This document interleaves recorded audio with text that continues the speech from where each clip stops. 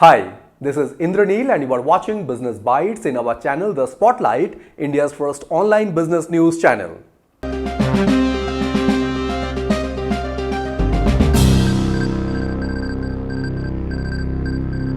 In today's Business Bites, first news we have Wipro and Warburg Pincus are in advanced talk to acquire audio and connected technology firm Harman in India. Second news we have US-based AI-powered search engine company Perplexity offers free access to Indian stock market. Third news we have Infosys to acquire 75% stake in Australian telecom and technology company Versant Group for 1,336 crore. Fourth news we have India to allow private companies to mine, import and process uranium for nuclear sector growth. And fifth news we have Vikram Solar is looking for setting up operations in the US. In first news, Wipro and Warburg Pincus are in advanced talk to acquire audio and connected technology firm Harman in India. Global private equity firm Warburg Pincus and Wipro Technologies are in advanced negotiation to acquire the digital transformation solutions business of the US headquartered audio and connected technology firm Harman, which is a wholly owned subsidiary of South Korean conglomerate Samsung Electronics in India, when the deal is expected to value the business at about $500 million, that is around 4,375 crore.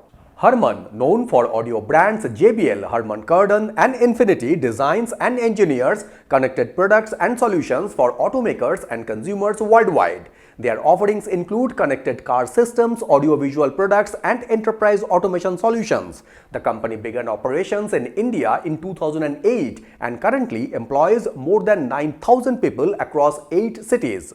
Samsung Electronics acquired Harman International Industries in 2017 for about $8 billion. While the automotive segment remains Harman's primary revenue driver, the company's DTS unit in India has a strong presence across healthcare, communications and industrial applications. It supports life sciences and medtech companies in accelerating clinical trials, modernizing platforms and ensuring regulatory compliance, and helps industrial and consumer business with real-time factory insights, connected ecosystem and enterprise systems. Harman has been working with Bangalore-based Wipro Technologies through a strategic engineering collaboration since the year it entered India, including the Harman India Development Center at Wipro's facilities in Bangalore and Chennai. In second news, US-based AI-powered search engine company Perplexity offers free access to Indian stock market. US-based artificial intelligence-powered search engine company Perplexity is offering its Indian users free access to financial data related to stock exchanges and listed companies through its Finance tab, as Perplexity's homepage hosts 3 tabs: Finance, Travel and Education. With this recent development, Indian users can catch up on markets, deep dive into BSE and NSE listed stocks and track Indian company earnings through Perplexity Finance, when the users can search for share prices, search for historical data and track company earnings, while Perplexity is hoping that retail investors can build their market positions based on these data sets. The company offers a summary of the market trends beside in-depth company-wise coverage. The platform also offers data around the crypto industry, which is getting sourced from Coinbase, where stockbrokers and money managers usually offer such data for a fee, but Perplexity has kept it free for its Indian users. Much of the information one can find in Perplexity Finance exists behind a paywall on other platforms like historical price and volume data, natural language stock screening and live company earnings, when Perplexity makes it available to all users for free, and now it remains to be seen how Perplexity's offering will change the dynamics in the near and short term. In third news, Infosys to acquire 75% stake in Australian telecom and technology company Versant Group for 1,336 crore. Infosys, which is India's second largest software service company, agreed to buy a 75% stake in Versant Group, which provides AI-led cloud and digital transformation services for Australian enterprises and is a unit of Australian telecommunications and technology firm Telstra Group, for about 1,336 crore, which is about $153 million.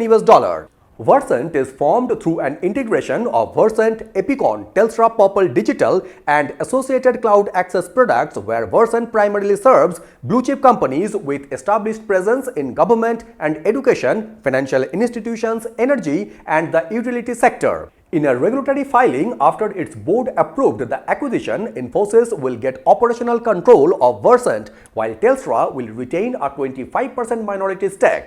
Following the deal, Versant's team of 650 engineers, advisors and strategists in Australia will become part of Infosys along with its leaders. The transaction is expected to close in the second half of this fiscal year, subject to all approvals. The deal is part of Infosys' expansion strategy in Australia, as the Bangalore-based company had termed Australia as a growing strategic market this May after acquiring Australian company The Missing Link. And with Versant's acquisition, it will help Infosys to get a larger share in Telstra, where it is competing with Cognizant and Accenture for share of wallet, while Telstra has announced large vendor consolidation deals with Cognizant, Accenture and Infosys in the past year.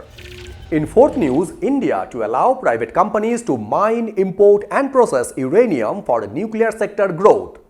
India aims to allow private firms to mine, import and process uranium as part of plans to end a decades-old state monopoly over the nuclear sector and bring in billions of dollars to boost the industry, when the Prime Minister of India, Mr. Narendra Modi's government plans to expand nuclear power production capacity by 12 times by 2047, and it is also relaxing requirements to allow foreign players to take a minority stake in power plants, and if it meets its expansion goal, nuclear will provide 5% of India's total power needs.